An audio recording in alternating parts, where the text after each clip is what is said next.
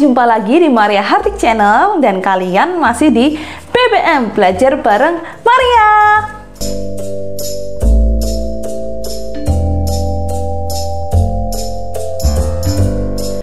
Terima kasih sudah klik videoku kali ini.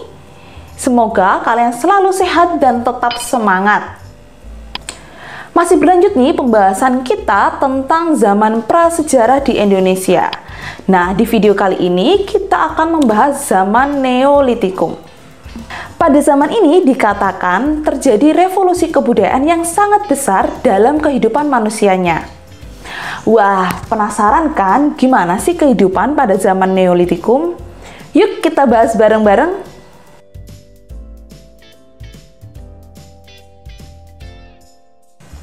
Zaman Neolitikum. Neo artinya muda, litik artinya batu, dan kum artinya zaman. Jadi dapat diartikan ya teman-teman bahwa zaman Neolitikum adalah zaman batu muda. Zaman Neolitikum ini terjadi sekitar 1500 tahun sebelum Masehi. Mereka tetap hidup secara berkelompok dengan membentuk perkampungan-perkampungan. Pada zaman ini terjadi revolusi kebudayaan. Yang dimaksud dengan revolusi kebudayaan pada zaman ini adalah perubahan secara menyeluruh dan cepat dan terjadi pada masa prasejarah akhir, di mana pada zaman Neolitikum masyarakatnya mulai menggunakan cara-cara hidup yang baru untuk bertahan hidup. Pada zaman Neolitikum ini, manusia pendukungnya adalah bangsa Melayu tua atau yang biasa dikenal Proto-Melayu. Proto-Melayu ini merupakan bangsa pendatang teman-teman yang datang berasal dari daerah Yunan. Mereka bermigrasi ke Indonesia melalui dua jalur, jalur barat dan juga jalur timur.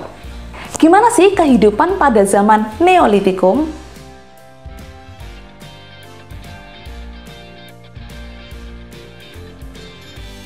Nah, yang pertama, pada zaman Neolitikum terjadi perubahan cara hidup mereka yang awalnya food gathering menjadi food producing.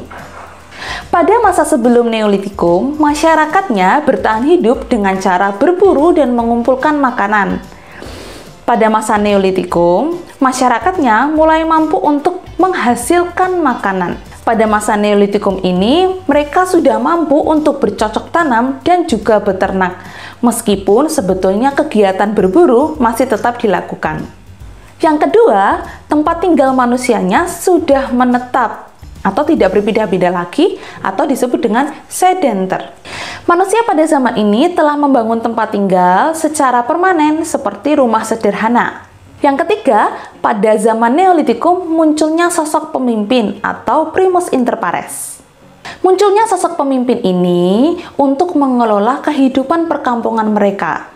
Yang keempat, pada zaman Neolitikum pembagian kerjanya lebih kompleks lagi teman-teman. Pada masa Neolitikum, pembagian kerja memungkinkan berbagai macam dan cara penghidupan di dalam ikatan kerjasama. Yang kelima, pada zaman Neolitikum ini ditemukannya hasil-hasil kebudayaan yang sudah dihaluskan dan diberi tangkai. Contohnya seperti kapak persegi dan kapak lonjong. Selain itu, juga ditemukan perhiasan-perhiasan yang terbuat dari kulit kayu, kulit binatang, dan lain-lain. Yang keenam, kepercayaan animisme dan dinamisme semakin lebih kompleks lagi.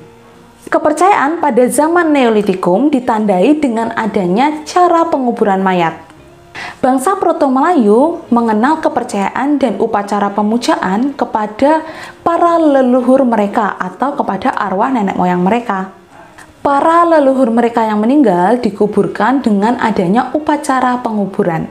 Ada dua macam cara dalam proses penguburan. Yang pertama, penguburan secara langsung. Yang kedua, penguburan secara tidak langsung. Pada proses penguburan secara langsung, mayat atau jenazah hanya dikuburkan sekali. Maksudnya adalah mayat atau jenazah langsung diletakkan di dalam tanah kemudian dikubur, atau diletakkan di dalam wadah kemudian dikubur dengan adanya upacara penguburan. Nah, dalam meletakkan mayatnya ini ada dua macam. Yang pertama adalah membiarkan terlentang ya atau membujur, dan ada yang meringkuk atau terlipat. Mayat atau jenazah selalu dibaringkan dengan menghadap ke tempat roh atau tempat arwah para leluhur. Biasanya berada di daerah pegunungan. Kemudian ada yang namanya bekal kubur. Bekal kubur ini adalah bekal dalam perjalanan menuju dunia roh. Biasanya bekal kubur ini terdiri dari seekor anjing, unggas, ya kan, atau perhiasan-perhiasan yang terbuat dari manik-manik. Yang kedua adalah penguburan tidak langsung.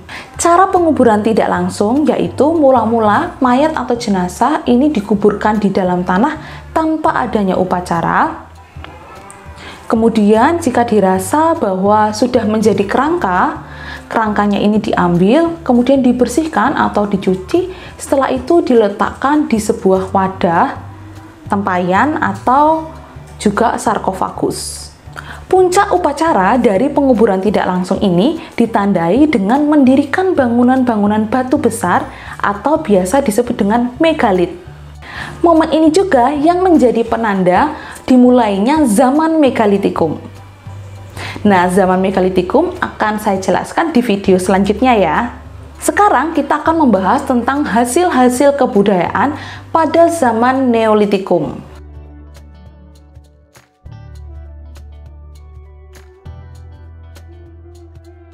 Hasil kebudayaan dari zaman Neolitikum ini menunjukkan bahwa manusianya sudah mengalami kemajuan dalam proses menghasilkan alat-alat untuk kehidupan mereka. Pada zaman Neolitikum ini, peralatan-peralatan sudah lebih halus, sudah diasah, dan juga diberikan sentuhan-sentuhan seni. Hasil kebudayaan pada zaman Neolitikum antara lain sebagai berikut. Yang pertama adalah kapak persegi. Kapak persegi ini terbuat dari batu yang bentuknya persegi. Kapak ini digunakan untuk mengerjakan kayu, menggarap tanah, serta digunakan untuk upacara. Nah, di Indonesia, kapak persegi juga disebut dengan sebutan beliung persegi. Nah, kapak persegi ini banyak ditemukan di daerah Jawa, daerah Kalimantan, Sulawesi, dan juga daerah Nusa Tenggara. Yang kedua ada kapak lonjong. Kapak ini disebut dengan kapak lonjong karena bentuk penampangnya yang lonjong. Kapak lonjong ini digunakan sebagai cangkul untuk menggarap tanah dan juga untuk memotong kayu. Kapak lonjong ini ditemukan di berbagai daerah di Maluku, Papua, dan juga Sulawesi Utara. Yang ketiga ada mata panah.